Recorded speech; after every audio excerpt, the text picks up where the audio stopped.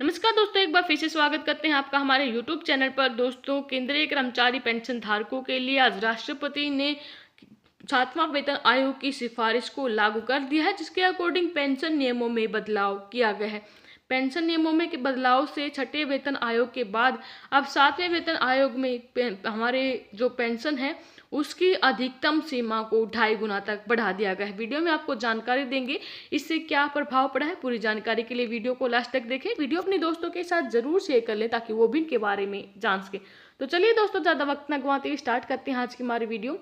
तो दोस्तों, अगर पति और पत्नी दोनों सरकारी कर्मचारी हैं तो केंद्रीय कर्मचारी हैं वो, तो सिविल सर्विसेज रूल 1972 के रूल 11 में कहा गया है, यदि पति और पत्नी दोनों केंद्रीय कर्मचारी हैं, उनका निधन हो जाता है तो निर्भर बच्चों को 2 पेंशन मिलेगी। पहले जो पेंशन की अधिकतम सीमा थी वो 45,000 रुपये महीने थी। कोई पति पत्नी दोनों सरकारी कर्मचारी थे और उनकी दुर्भाग्यवश किसी वजह से मृत्यु हो जाती है तो उनके बच्चों को अब अधिकतम 1,25,000 रुपये महीने पेंशन मिलेगी।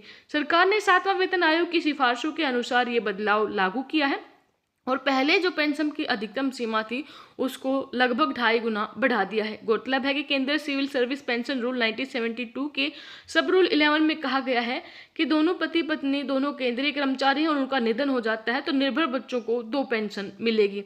और न्यूनतम जो इसकी सीमा है वो पहले 27,000 थी और अधिकतम 45,000, अब इसको बढ़ाकर 1,25,000 कर दिया है। इसके अलावा ये भी कहा गया है यदि कोई अकेला यानी कि पति या पत्नी में से कोई एक भी केंद्रीय कर्मचारी है और उसकी नौकरी के दौरान या रिटायरमेंट के बाद मृत्यु हो जाती है तो उसके जीवित पति या पत्नी को पेंशन मिलेगी।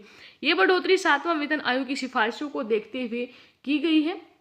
अभी तक जो 45,000 रुपये पेंशन की सीमा थी वह छठे वेतन आयोग की सिफारिशों के आधार पर थी। उसमें अधिकतम सैलरी 90,000 रुपये मानते हुए उसमें 30 से 50% तक पेंशन दी जाती थी। गौरतलब है 7वां वेतन आयोग के तहत केंद्र सरकार के कर्मचारियों की अधिकतम सैलरी 2.5 लाख रुपये महीने कर दी गई है। इसी वजह से अब पेंशन और पेंशनर वेलफेयर ने अनाथ बच्चों को 2 पेंशन देने का फैसला लिया है और दोनों पेंशन की जो अधिकतम सीमा है उसमें भी बदलाव किया है। अब ऐसे बच्चों का न्यूनतम 75,000 से अधिकतम 1,25,000 रुपये तक पेंशन दी जाएगी। तो ये थी पेंशन नियम जो कि 1972 के सब रूल 11 है उसमें बदलाव किया है भारत सरकार के द्वारा वो। धन्यवाद। जय हिंद, जय भारत।